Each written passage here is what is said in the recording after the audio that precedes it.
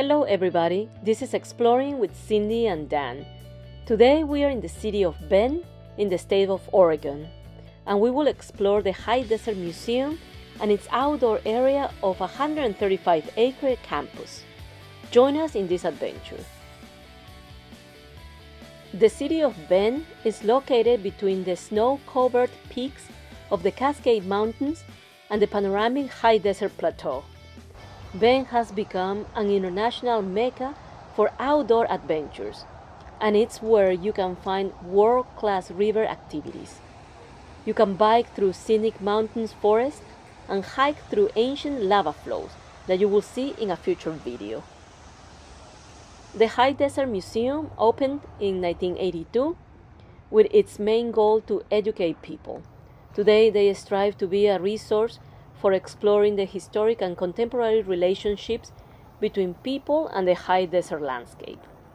The High Desert Museum shows us the culture of the West High Desert through art exhibit, animal exhibit, engaging programs, and history, and its outdoor area where you can have many animals encounters along with great trails, antique machines, an old town area, and many more exciting things to see and enjoy.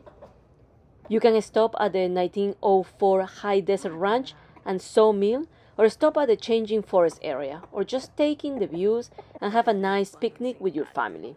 Whatever you choose to do, I know it will be fun. This museum and outdoor experience has been inspiring families since 1982, and it was consistently rated as a top Central Oregon attraction by TripAdvisor. The museum is open daily from 9 a.m. to 5 p.m. in summer, and their winter hours are from 10 a.m. to 4 p.m. from November 1st to February 29th. They are located at 59800 US 97 in Bend, Oregon. They are open every day of the year with the exceptions of 4th of July, Thanksgiving, and Christmas. Advanced tickets are not required, and there is plenty of capacity for everyone, so you do not have to worry about the tickets. But if you want to get them online, you could do so. Just print them or download your tickets prior to arrival and show them at the admission entrance. The admission price in summer is $20 per person, $17 for seniors and college students, and $12 for children 3 to 12. For active U.S. military and their families, the admission is free. The admission price in winter is $17 per person, $15 for seniors and college students, and $11 for children 3 to 12. For guests with electronic benefits transfer, EBT card, and photo ID will receive a reduced admission rate of $2 per person, offered for up to 6 individuals. This is the outside area of the museum, and it is a great area. It is called the High Desert Ranch. You will step back in time to 1904 and see how people in the region lived and worked. In summer times, you will be running into some of the characters who live here.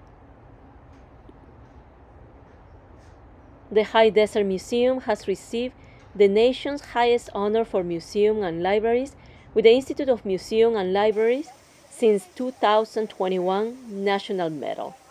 It is awarded to institutions that make exceptional contributions to their communities.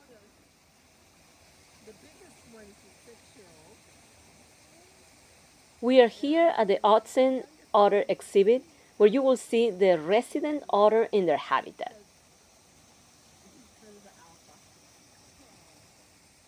You can get a close-up to wild animals from river otters, porcupines, to owls, eagles, and reptiles. You can discover and learn more about their natural habitats indoor and in the outdoor exhibits. There will be a team care person that you can ask questions, and they will show and educate us about these animals. So don't miss their daily schedule.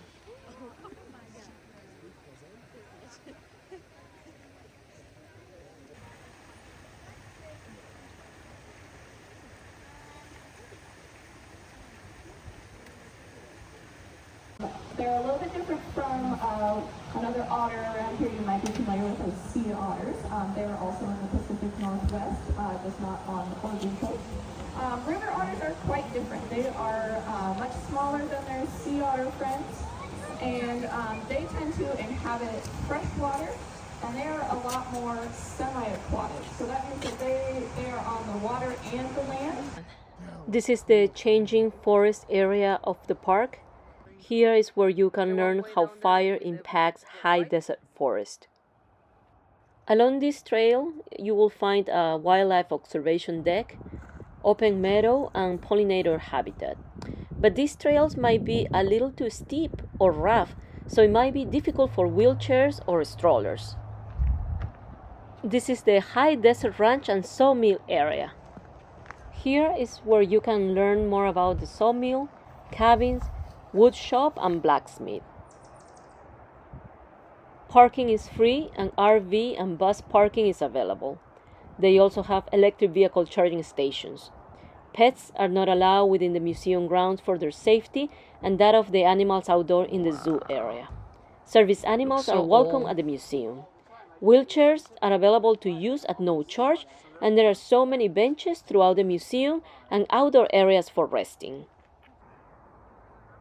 The museum has almost 200 animals in their care that could not live in the wild due to permanent injury, imprinting in humans, or behavioral issues.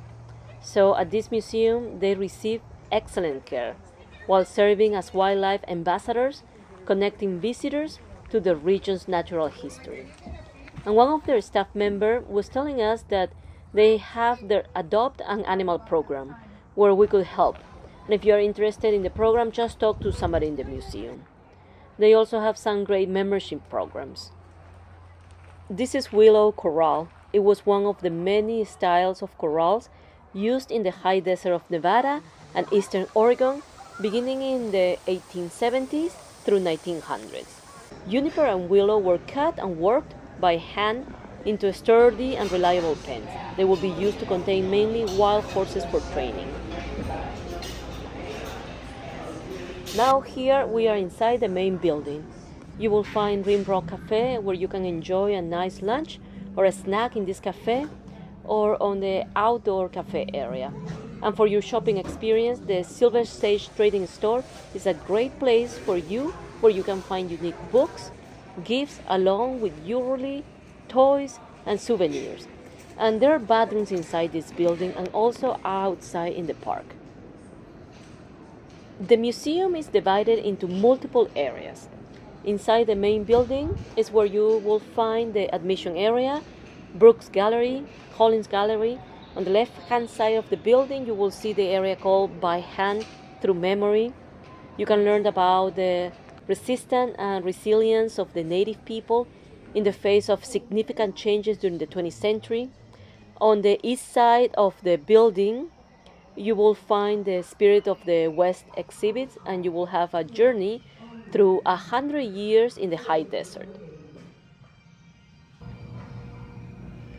This museum is great because it tells the stories of the high desert's diverse people and places through the permanent exhibition and the new exhibitions that they offer every year.